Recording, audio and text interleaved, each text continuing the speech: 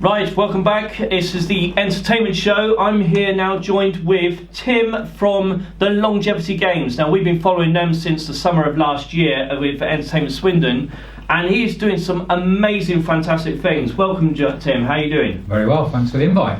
No problem. I am totally 200% behind what you're doing. This should be done in every town. So, for anyone that doesn't know about the Longevity Games, you just tell us a little short bit about what it's about. Yeah, so the Longevity Games is an event that we created last year. We had a couple of events last year, and then this year we've got 5 events. Fundamentally, what it is it's a fitness event designed to promote people's long-term health and well-being. But it's designed for everybody.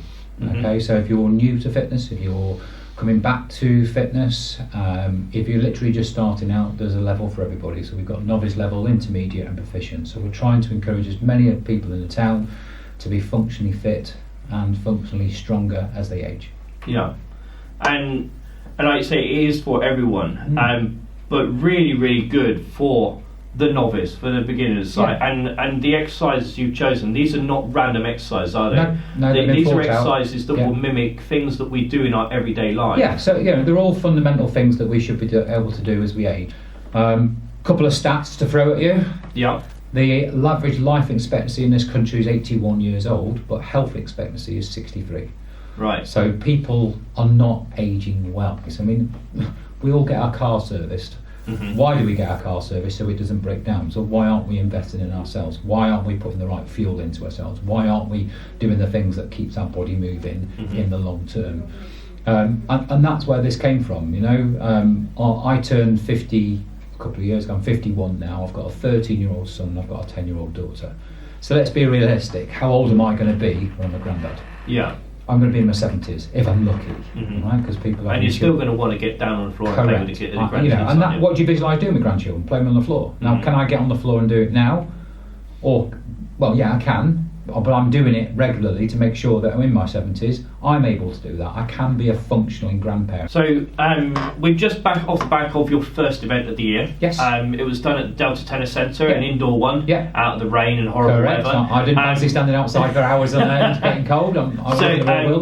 How did that go? I mean, I was there. It was amazing. The atmosphere was amazing from my point of view. How did you feel? I still pinch myself. We're just over 2.5 weeks gone since then. I'm still on a bit of a high. I think reality's kicked in of the impact we've made on those people. So just to give you some context, in September we had about 50 or nearly 60 people take part in our first proper event. Yeah.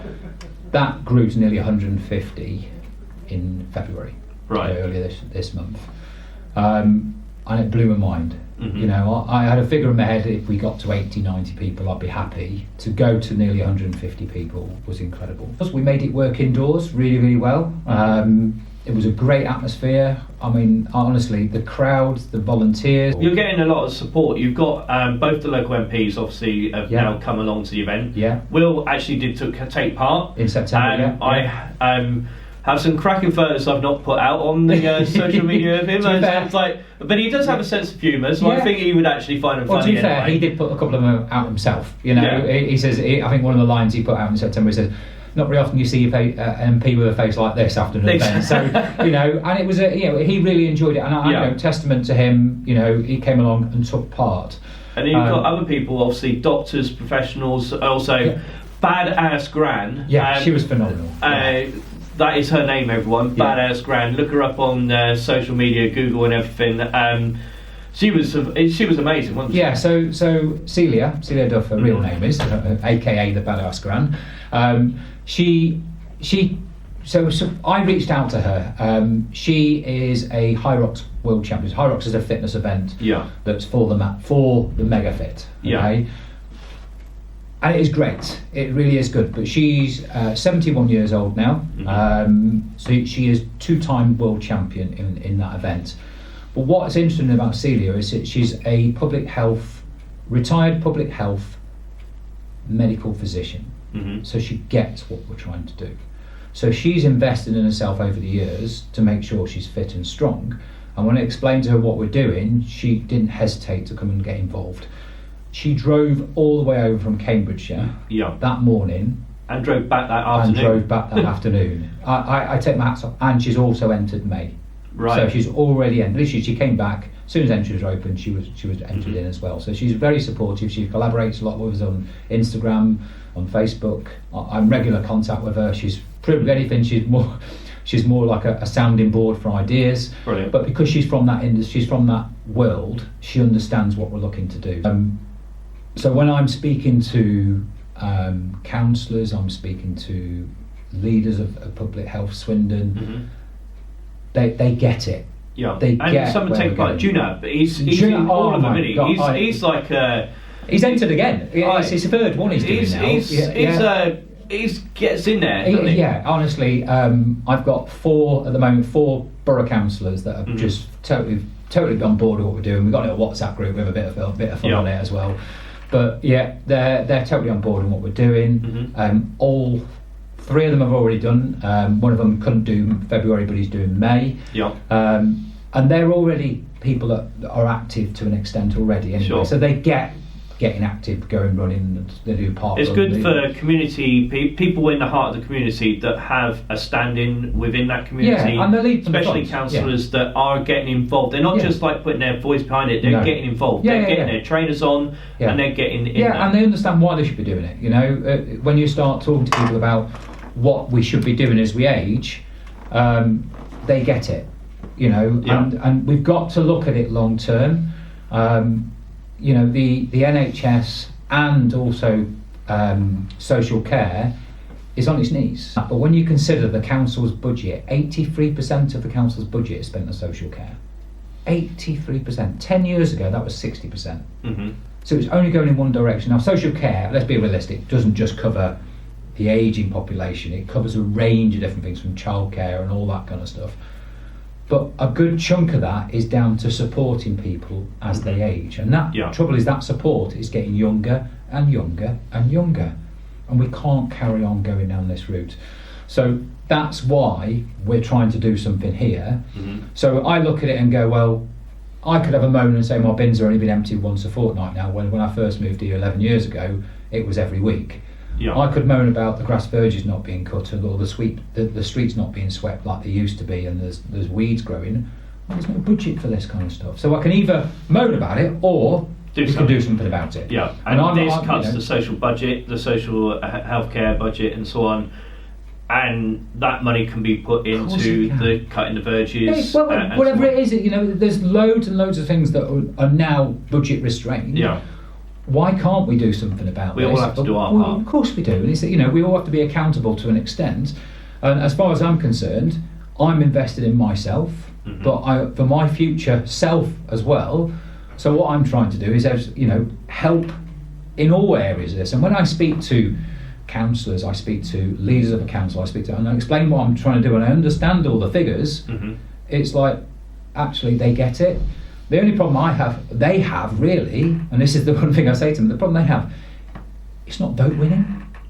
Let's be realistic. It's not, if they were to turn around to the general public and say everyone needs to be more active, it's not exciting for them. It's not really vote winning. It's not going to get them publicity. Well, then that needs to be changed in their mentality, that don't think about voting, about everything that they do is about voting. Everything from the council side of things, they need to be thinking about the people, not just being re-elected. But behind the scenes they do, and that's the one thing I will say to you, Mike, is there's a lot of work being done in the background but people don't see. And I feel for them because they are trying their best. There's a lot of good people out there. I work with some really, really good people in the council. I'm working with some really good people in Swindon Public Health who are really banging the drum. I get involved in a lot of group meetings with regards to different bodies within Swindon. There's a lot of good people volunteering, a lot of good people doing some good stuff out there. What isn't happening is a lot of people are doing it on their own. Yeah.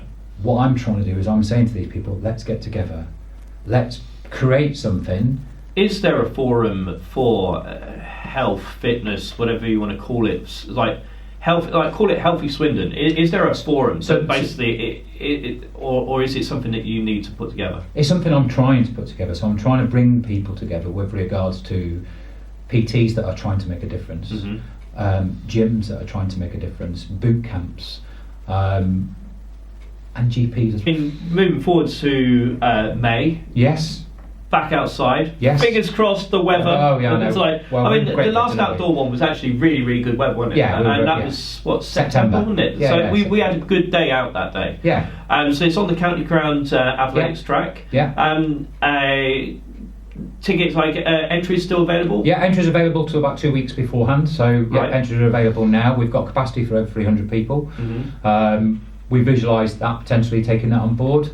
So yeah, we're back on the track. So for me, this is our long-term plan is to be able to make Swindon the fittest town and the strongest town in the country. That would be good. That'd be a good that is my tick in dream. the box. And, you know, I've always been Good reach for the accolade. stars. You might hit the moon along the way, but Uh-huh. look, you know, I have been asked, can we do this in other towns, and I've literally said no at the moment because I want to get this nailed here in Swindon. I want it to become an event that people know about, that becomes the standard, that becomes the go-to to say, well, actually, how do we get ourselves fitter? How do we get ourselves stronger?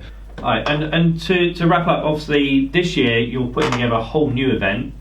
So just a very sort of quick run over of what that is about. It's going to be, like you mentioned, the Morden Centre. Yeah, Morden Sports Hub. So it's a brand new multi-million pound venue.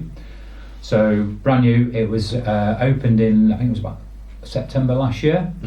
I don't know if you've been there, but it's absolutely amazing. They've got football pitches there, they've got a BMX track, but what they have got there, and this is probably the second best track or one of the best tracks in the country, it's a closed road cycle track. Okay, so it's 1.2 kilometres long. So we've hired the place in July, and what we're going to do is we're going to be running the event on that. So instead of doing multiple laps, there's a 400 metre loop, there's an 800 metre loop, and there's a 1200 metre loop. So instead of doing multiple laps, you'll either do the 400 metre loop for novice, the 800 metre loop for intermediate, and for the proficient it'll be the 1200 metre loop. Now the big difference with this, it's not flat. So it will be a little bit more challenging, so it's quite undulated. Sure. So because it's a cycle track, it's got twists and turns, so it'll be totally unique. There'll be nothing like this in the country. So we're trying to make this a real big flagship and make a big deal of it, and bring people into different venues. So as you alluded to, we've done Delta, we're doing the running track, we're trying to use Morden. So we're trying to use different venues around Swindon that brings people to somewhere they've never been before. You know, it's been open for nearly 6 months now, but it's still one of the best kept secrets in Swindon. You know, Right. and I'm trying to change that. You know, And so if somebody wants to get involved with Longevity Games, Yeah. where do they go? Social media, website. So we are on Facebook, predominantly on Facebook and Instagram.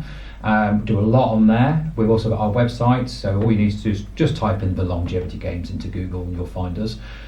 Brilliant. All right. Thank you very much, Tim, for No worries. coming along.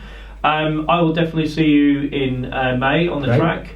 Thank you very much. No, thank you. Thank you for this opportunity again, Mike. No worries. Thank you. Cheers. Time for some music.